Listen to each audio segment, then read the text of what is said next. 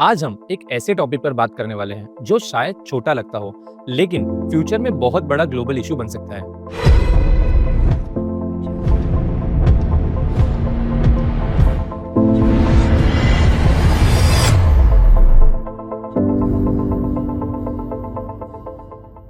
AI data centres और उनका पानी पर बढ़ने वाला बोझ। अक्सर जब हम एआई की बात करते हैं तो हम सोचते हैं कि ये सब क्लाउड पर चलता है, लेकिन रियलिटी थोड़ी डिफरेंट है। एआई एक्चुअली चलती है मैसिव डेटा सेंटर्स पर, जहां हजारों पावरफुल सर्वर्स 24/7 काम करते हैं और इन सर्वर्स को ठंडा रखने के लिए बहुत ज्यादा पानी यूज होता है। अब सवाल ये है, एआई को इतना पानी क्यों चाहिए और लॉन्ग टर्म में ये कितना सीरियस प्रॉब्लम बन सकता है। चलिए स्टेप बाय स्टेप समझते हैं। अगर ऐसे इन्फॉर्मेटिव टॉपिक्स आपको पसंद आते हैं तो वीडियो को लाइक जरूर करें और चैनल को सब्सक्राइब भी करें।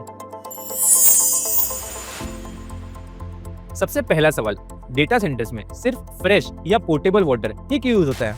इसका मेन रीजन है evaporative cooling system. AI training और एआई क्वेरीज के दौरान सर्वर्स बहुत ज्यादा हीट जनरेट करते हैं। उन्हें कूल करने के लिए कूलिंग टावर्स यूज किए जाते हैं, जहां पानी को इवेपोरेट करके हीट रिमूव की जाती है, बिल्कुल एसी के प्रोसेस के जैसा। इस प्रोसेस में पानी हवा में उड़ जाता है और सिस्टम को कॉन्स्टेंटली फ्रेश वाटर रिफिल करना पड़ता है। अब अगर इसमें मिनरल्स, बैक्टीरिया या केमिकल्स वाला रिसाइकल वाटर यूज किया जाए तो पाइप्स और कूलिंग सिस्टम में स्केलिंग, कोराइजन, ब्लॉकेज जैसे इश्यूज हो सकते हैं।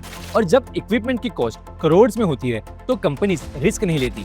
इसलिए data centre mostly clean fresh water use करना प्रीफर करते हैं, क्योंकि ये रिलायबल होते हैं और मेंटेनेंस भी सिंपल रहता है।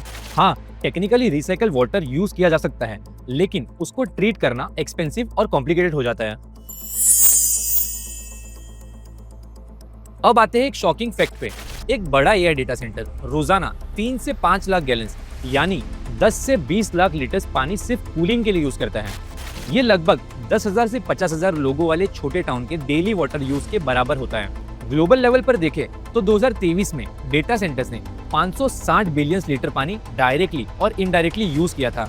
और एआई के ग्रोथ के साथ ये नंबर्स और तेजी से बढ़ रहे हैं, क्योंकि एआई मॉडल्स बहुत पावरफुल चिप्स पर रन करते हैं, जैसे एनवीडिया जीपीयूज, जो काफी हीट जनरेट करते हैं। इसके पीछे के कुछ मेन रीजंस हैं। High heat density, AI training और क्वेरीज बिलियंस में रन होती है।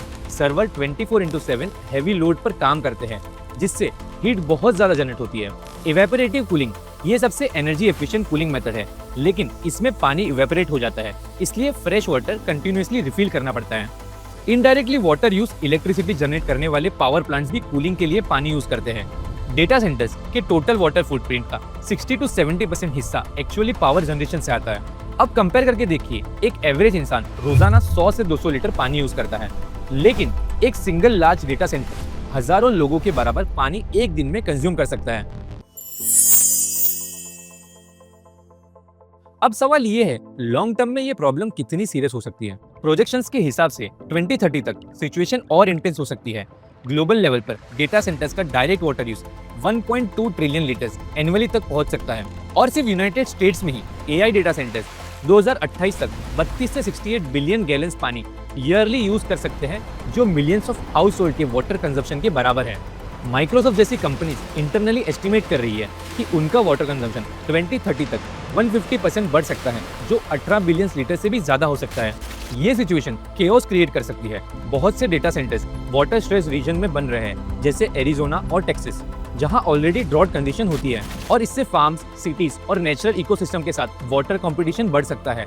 एनवायरनमेंट पर भी इसका इम्पैक्ट हो सकता है। फ्रेश वाटर शॉर्टेज, बायोडाइवर्सिटी पर प्रेशर और क्लाइमेट चेंज की वजह से ऑलरेडी वाटर रिसोर्सेज कम हो रहे हैं। हाँ, ग्लोबल लेवल पर डेटा सेंटर्स की वाटर शेयर अभी भी रिलेटिवली स्मॉल है। यूएस में रफली 0.04 से 0.5, लेकिन प्रॉब्लम लोकल हॉटस्पॉट में बहुत सीवियर हो सकती है। कई जगह रिजर्वियर्स के लेवल्स गिर रहे हैं और कम्युनिटीज डेटा सेंटर प्रोजेक्ट के अगेंस्ट प्रोटेस्ट भी कर रही है। अब गुड न्यूज भी है, कंपनीज इस प्रॉब्लम को सॉल्व करने के लिए नए कूलिंग टेक्नोलॉजीज डेवलप कर रही है, जैसे direct to chip liquid cooling. इसमें लिक्विड डायरेक्टली चिप को कूल करता है। इमर्जन कूलिंग, इस टेक्निक में सर्वर्स को स्पेशल नॉन वाटर लिक्विड में इमर्ज कर दिया जाता है। ये टेक्नोलॉजीज वाटर कंजप्शन को 50% से 90% तक रिड्यूस कर सकती है और इवेपोरेशन ऑलमोस्ट जीरो हो जाता है। अगर हम दूसरा सोल्यूशन बताएं तो क्लोज्ड लूप कूलिंग सिस्टम, इसमें पानी रिसाइकल होता रहता है और सिस्टम के बाहर वेस्ट नहीं होता। एडवांस एयर कूलिंग और हाइब्रिड कूलिंग सिस्टम भी डेवलप हो रहे हैं। बिग टेक कंपनीज जैसे गूगल, अमेजोन और माइक्रोसॉफ्ट टारगेट कर रही है 2030 तक वाटर पॉजिटिव बन सके, मतलब जितना पानी यूज करे उससे ज्यादा रिप्लेनिश करे कंजर्वेशन प्रोजेक्ट्स के थ्रू। रिसाइकल्ड वाटर का भी यूज धीरे धीरे बढ़ाया जा रहा है। लेकिन एक चैलेंज अभी भी है, एआई टेक्नोलॉजी की ग्रोथ बहुत फास्ट है और इन सॉल्यूशन को ग्लोबल स्केल पर इंप्लीमेंट होने में अभी भी टाइम लगेगा। तो दोस्तों, एआई हमारी लाइफ को डेफिनेटली ज्यादा एफिशिएंट और कन्वीनियंट बना रहा है, लेकिन हर टेक्नोलॉजी की तरह इसका भी एक हिडन कॉस्ट है और इस केस में वो कॉस्ट है पानी। शॉर्ट टर्म में शायद ये मैनेजेबल लगे, लेकिन लॉन्ग टर्म में अगर इसे स्मार्टली मैनेज नहीं किया गया तो लोकल वाटर शॉर्टेजेस एक रियल प्रॉब्लम बन सकती है।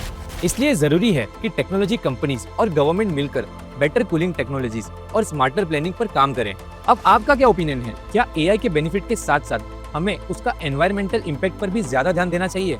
अपना ओपिनियन कमेंट में जरूर शेयर करें। अगर वीडियो इन्फॉर्मेटिव लगे तो शेयर करें, लाइक करें और चैनल को सब्सक्राइब करें। मिलते हैं नेक्स्ट वीडियो में।